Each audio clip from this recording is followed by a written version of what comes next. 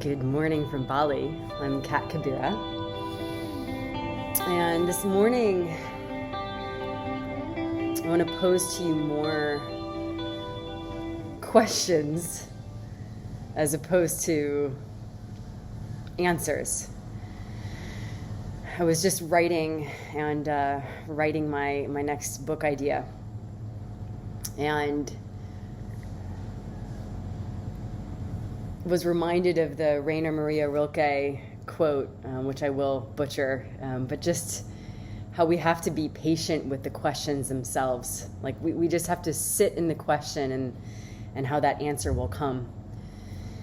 And the hardest thing about being a human is that, from a very young age, we kind of are taught like, hey, if you want to get information, mom and dad will give it to you. And there's almost that heartbreak and betrayal that we go through that mom and dad aren't God, that they're human, and that, the other authorities, whether it's school or the government or whatever other authorities there are, like part of us gets wired into almost like we can't move forward unless someone tells us what to do. And also we might need to get a certain certification. And, one of our powers as humans is being able to think for ourselves.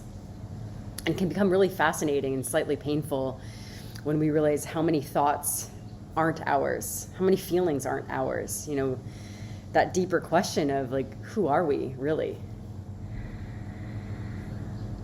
And a therapist I used to work with years ago, her kind of favorite phrase for so many questions would be both and. And, I even know when I'm teaching and when I've sat with other teachers, there's always like, it's never like a truly direct answer. It's like this and this, and they tend to be almost opposite. And, and how do we function in a reality where we've been primed to want things very linear? And in fact, it's like this multidimensional simultaneous experience. And where's our truth in all this? And how can it be that one person's truth, can be the other person's lie, and one person's medicine can be someone else's poison?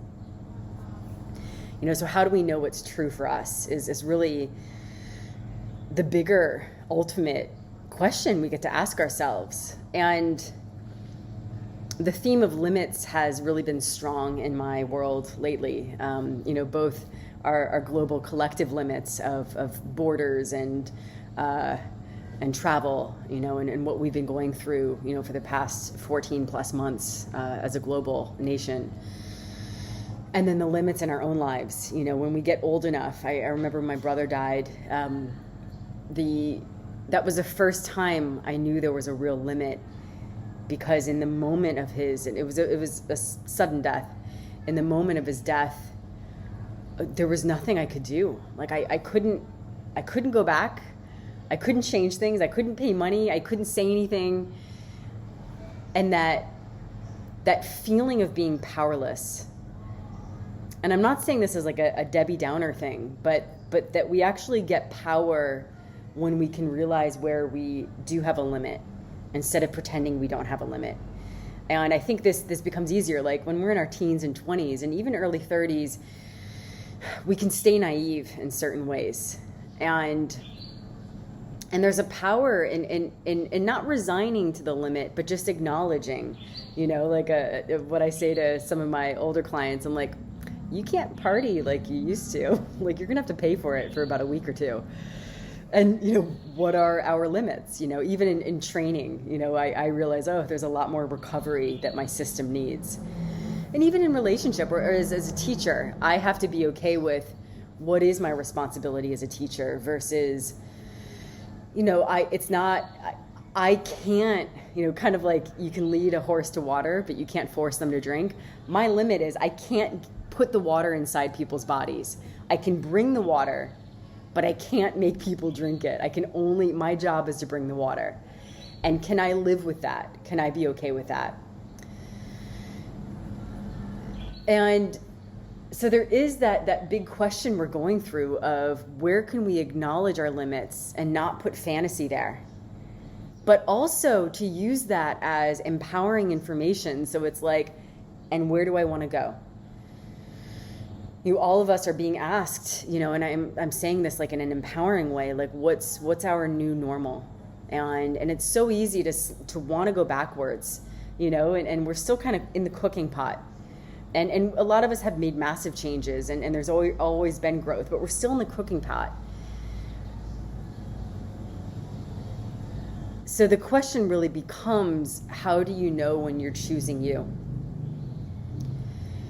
And, yesterday a friend was mentioning, that a part of her doesn't like this decision that she just made, and a part of her likes it, but she knows it's good for her.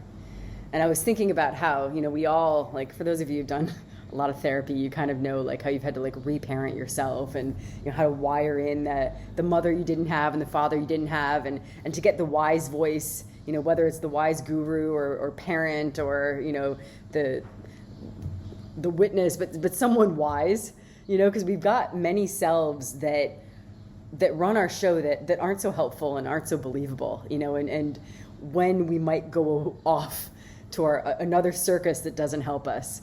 The biggest challenge about familiarity is that we're just going to keep going there because it's familiar. And it sometimes feels painful to go towards what's new because it's unfamiliar. And a lot of us, I call it dark familiarity. Like, there's that compulsion of recreating, even if it's not what we want. It's like, that's how addictions are. It's like there's like these neural networks that we're just like, yes, let's go here. So it takes some awareness and like a stronger inner parent to be like, I know you want that fifth popsicle, but actually, it's time for us to go home and go to bed. And I'm not saying in a Debbie Downer way, but in a deeper management of energy, that if we can start to commit to our greater purpose, and I'm not saying this like, a lot of times we confuse purpose with it has to relate to our job or career, and that would really hold us back. So whatever your purpose is on the planet, and I don't know what yours is, it's one that lights you up though, and it's also one that in some ways you can't help but do. And I'm not talking addiction, but for example, I never wanted to do healing work. I avoided it. I kind of made fun of energy, but it's just something that comes so naturally to me. It's like immediate, and also my system needs to do it. But if you can start to recognize when you're making choices, when it is the right thing for you to do, even if there's some more spontaneous parts of you that might not want it. And I'm not knocking, because it's bliss, spontaneity are essential. But I'm asking you, can you start to have a distinction between impulses that actually lead you where you don't want to go versus that kind of give a quick fix, versus moving yourself towards it? It may not give you that quick fix immediately, but it actually is taking you to where you want to go. And I think at this time in our life, in this global nation, in our lives, it's like the usual familiarities are taken away, or they're going to be things that bring us harm or won't actually grow something. And it's a challenging edge of what's the difference between like a growth edge that has friction versus real pain that's actually like going to shut down our system. So how do we know? How can we start to discern? Of course, there has to be a feeling of some sort of safety or settling. Like if you're going against yourself and it's a feeling that you get in your system, so you need to know what your system feels like, then that in itself, you can't move from there. It's even if it's the right thing, if your system is in overwhelm, it's not going to be the right choice. So it's like, how can you sit with yourself and live with yourself, so that you can really feel where you're coming from. And also to not just make a choice because someone else told you, or everyone else is doing it. It's like, this is probably the biggest pain and the most important thing to do is, as I point my finger, is how can you really feel? And I'm putting my hand on my heart. How can you really feel what's right for you? And there is that, how do we surrender to the unknown, right? And we're in a time of unknown. How do we surrender to, and not in a hopeless way, but also not in a fantasy way.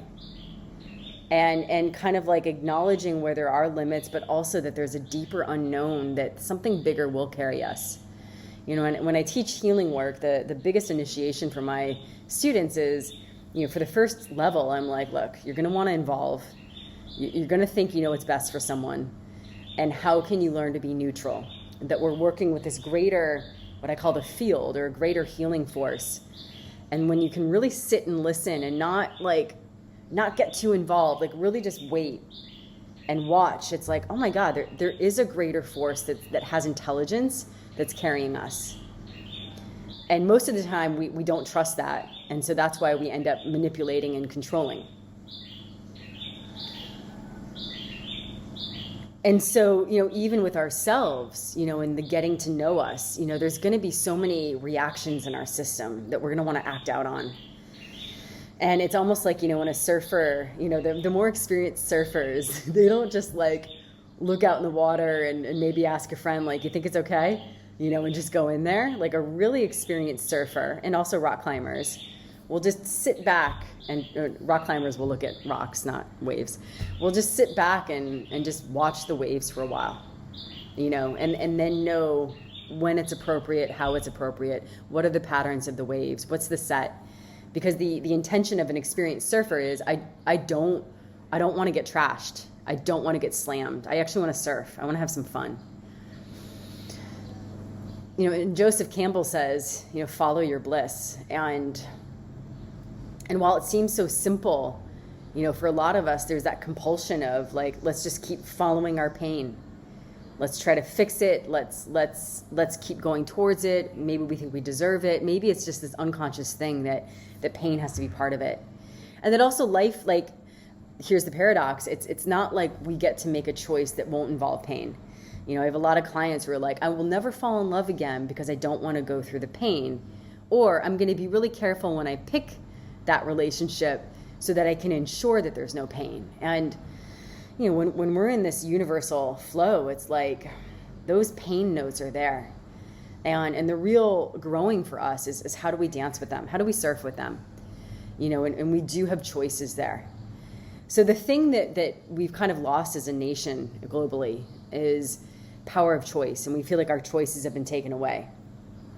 And the question I'm asking you is, can you get honest where some real limits are? And also, can you start to see where your choices are? And there's choices in your attitude. There's choices in how you believe yourself to be. There's choices in how you meet your pain. And there's choices in how you go towards bliss. And all of us are being asked, can we dance in a new way? Which can be scary because it's not familiar. And so the paradox that we get to hold for ourselves is sometimes we have to make choices that feel good and don't feel good. We like it and we don't like it, but it's the right thing to do. It's kind of like it's a long-term goal. It's the difference between like, I'm going to save my money versus like, blast it all out for a night of fun that I'll regret the next time. And then also, like, how can we trust ourselves? Because there can be a fear of, I'll make the wrong decision, if I really trust my body, and is there a source of wisdom in your body that can tell you what's right? And how do you know what feels right to you? How does your system respond in your heart, in your guts, in your throat? And a question that came up in my group last week was, how can we live with ourselves when we thought we made the right decision, but then it's like all this other shit happened, like all the time we're making decisions with certain expectations. And I know it sounds a little bit trite or a little bit like easy. It's like, can we actually believe that we really did make the best decision that we knew at that time? And that also it's almost a childish thing of like, oh, we only have two decisions and one's going to be the right, one's going to be the wrong. One will avoid pain and one will bring us right into pain. And they're growth edges. There's going to be growth edges in every single decision we make. And that's kind of the maturity. And here's my little cat friend that wants to say hello. Her name's Papook. You might have met her before. That's the maturity that we get to go through. She's really cute. If you could just see her face, she's got a squish face. Excuse me, Papook. So that's the maturity that we get to go through, is that there isn't like this, and I'm speaking beyond personal ethics, but in terms of like choices, it's kind of like a river. It's like there's going to be rocks and sticks in both rivers, different qualities, but it's going to be there.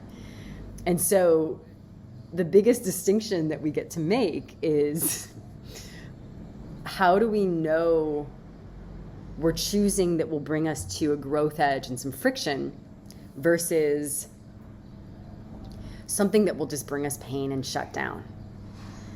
And so this is where you can trust your body, because you want to go towards what has some aliveness for you, as opposed to what will overwhelm you or almost numb you out or satiate you, what will give you a quick fix.